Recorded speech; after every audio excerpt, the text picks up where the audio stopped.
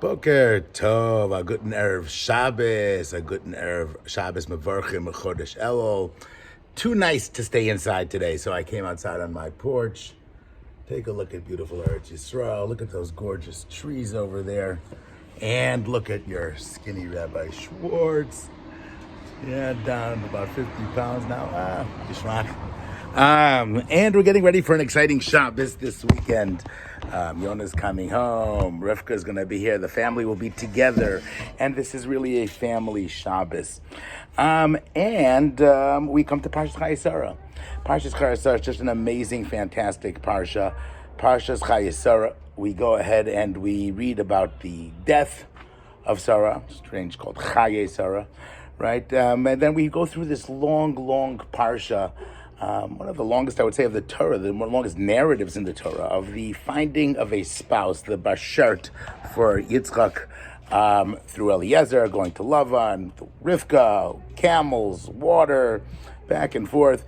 And I think it's such a central, large Parsha because it's such an important Parsha in Klal Yisrael, right? Meaning that's the decision in who we're going to marry really is who we are meant to be. Make the secret to us becoming who we are going to be. In fact, it's the first act of creation. Hashem goes ahead and tells Adam Arishon, Loi Tov LaAdam Lios Levad. It's not good for man to be alone. Eselo Ezer Kenegdo.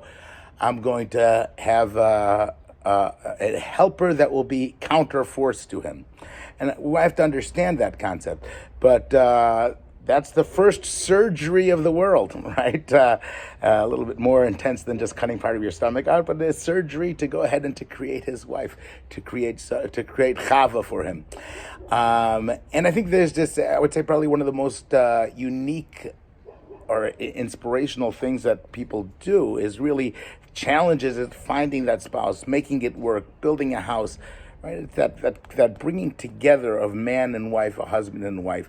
And we have this longing, my bashert, right? We have this concept of a bashert, right? That 40 days before a person is born, we're told Hashem is going to call, a bas kol comes out and says that this person is going to marry this person, and we call it in English our soulmate. Hashem finds us and is already predetermined for us who that spouse is going to be. Somebody pointed out to me, because it's really the first thing that we do pretty much on our own. You know, the first mitzvah we have is a bris milah. We talked about it a few weeks ago, right? Where you're an 8-day-old baby, you don't have a choice in the matter. They're taking you there. Your bar mitzvah even, you know, like you're getting the mitzvahs, but come on, that's a big party. But the marriage is really the first time where we're almost exerting our own bechira, our own choice in finding ourselves a spouse. I mean, we practiced for many years getting a chavrusa, but different planet whatsoever. And at the same time, we're the one that have to go find and choose and go through that process. But at the same time, it's predetermined. Hashem is going to already determine who that is. And what is that? Is it my choice? Is it Hashem's choice? How is that working? Just a great agav, sense of who that bashert is, right? The story great from Rabbi Ephraim Schwartz that they say that there was this 40-year-old bacher, years and years dating, and he's a good bacher trying to find his bashert, and nothing's going for him. Date after date after date, he's getting depressed, he's losing hope, and somebody tells him, go to Rabbi Ephraim Schwartz, he'll give you a bracha. He goes to Rabbi Ephraim and he talks to Rabbi Ephraim, tells him his story. Rabbi Ephraim says to him, he goes, Mir Hashem, you'll get married. He goes, but nothing to get nervous about. He goes, your bashert hasn't been born yet. Well, that's not an exciting bit of news for a 40-year-old man. He's figuring, even if I marry her at 18, I'll be 58 when, she's legal, so to speak, which would go ahead and make me about 71 by my son's bar mitzvah, if we're lucky enough. And he walks out of there, and he's a little bit disheartened. 3 months later, he's back by Reb Chaim again. And he tells Reb Chaim, Mazel Tov, I'm a chassan. After the Kapayim, they are wondering, how did this happen? Reb Chaim told him. Reb Chaim says something, it happens. He goes, I married a Giyaris. She just converted literally the week after I came out of Reb Chaim. She went through conversion. And we're told that a Giyar is Katan Shenelud Lami. It's like somebody that's born new again. And so that was what Reb Chaim meant. She hadn't been born yet, but the next week she was born and ready to get married, and Baruch Hashem, he had just become a chassan. So we have this concept that there's somebody that's predetermined, predestined for us. And what is that? And the truth of the matter is, it's I wrote about this a little bit in my email, but I want to take it a step further. In my email, I talked about the Chasam Sofer, which says that to a certain degree, which is an important yesod, so I'll just repeat it, even though though I'm sure you'll sign up for my weekly email at rabbischwartz@yahoo.com, and then you'll get them every week. But the Chassam Sofer says that the most important thing is to have somebody that's opposite us, which is the opposite of what we look for. We look for somebody that's going to be exactly just like us, right? We want somebody that's going to be from the same family, that's going to have the same values, the same hashkafas. That's not the way it's supposed to be, because if they're just like us, right, then there's no fights. And there's no fights, it's smooth sailing. And guess what? Life is not about no fights and smooth sailing. Life is a battle.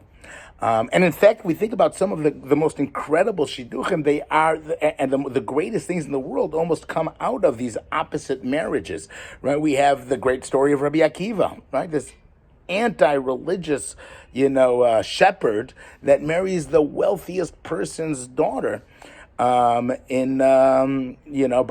Savua's daughter in Yerushalayim, right? And for sure, she's a great snuistic. And from there, we have the perfect marriage, right? If we look at other marriages, I mean, Eliezer and Rivka are the classic example of almost opposites. Eliezer Yitzchak is the son of Avraham Avinu, the Akedah Tmima, and Rivka is coming from this house of this lying, Lavan, this crook, this criminal. Yitzchak's 40 years old. It doesn't make sense. That's the perfect shidduch, right? We have Rus of Moavia and Boaz, the shofet of Klal Yisrael, and from there comes Mashiach, right? It's the opposites, really, that what we need. I mentioned in my email, and Hashem is working to make sure that we're going to get the opposite. Despite our best effort. He has to do that before we're born, because if not, our tendency is to go for the smooth sailing. But why is it that way? Why do we need somebody that we're going to fight with, clash with, challenge us? What is that Ezer that's going to be connected? Why is that so important, so critical, which I didn't write about in my email, so you that get the WhatsApp get to hear the other side of the story. And there's an incredible story about another Tana that actually him and his wife would, it says that she was the Reb Chia's wife, the rabbi of Rav. His wife would be mitzayir him. She would make him problems all the time. And he would go ahead and go out and buy her presents all the time, wrap it up in his sudar and bring it to her. And his student says, you know what, she makes you crazy. Why are you doing this? And he responds to her, Dayenu megadeles es b'neinu. She's going ahead and raising our children. Umatzilas yesanu minachet. And she's saving us from sin. Simply understand the Gemara. Listen, we have to have a karsata. We have to have appreciation for the good things that she does, and stop looking at all the terrible things. Because at the end of the day, she produces my children. She's the mother of my children. She saves me from having bad thoughts about other women, right? And she saves us from hate. That's a simple understanding. But there's a much deeper, incredible idea. Rabbi Elimelech Milazhensk, right, in his Zettel Katan, he goes ahead and he writes, you know what the function of life is? What is life all about? He says, life is all about one thing. Ha'adam lo nivra ba'olam rak l'shaver sateva. The reason why we are born is to break our nature. Therefore, he says, something interesting, the person should work on fixing his midos by the time that he's 18 years old, right? For example, somebody that was born stubborn should go the opposite extreme and go ahead and be easygoing. Somebody that has a temper should go ahead and work on that. And that's the object of his life. The function is to go ahead and to break one's midos, right? We have this nature. Rabbi Chaim Vital takes this a step further, and he describes something that's even more important. He says that a man himself is combined with two different forces. We have the nefesh hasichli, we have the brain that wants to serve Hashem, the neshama hatahora that just wants to go ahead and fulfill the mitzvahs, and then at the same time we have this nefesh habahami. We have this physical drive, this nature that just wants to do whatever we want to do, whatever our physical nature demands of us. We want to sleep, we want to eat, we want to enjoy, and that's pulling us away from Hashem. So we have this constant fight, this constant battle inside of us. And he says that the only way that we can become good Jews and follow the Torah is if the nefesh hasichli, our mind, our brain, our neshama, is able to rule over our body. Right? To a large degree, think of it as a car. Our car is our body, right? And the mind, the neshama, that's the engine, that's the nefesh, that's the thing that's going to make the car drive. If your car has flat tires, it's not going anywhere, no matter what type of, no matter how much horsepower you have in that engine, it's not going anywhere. Your body needs to break those midos. It has to go ahead and to take the things that are keeping it flat and get rid of it. That's the way the body, the only way that, you can have the brain functioning to do mitzvahs. It's why derech eretz kadmon l'Torah.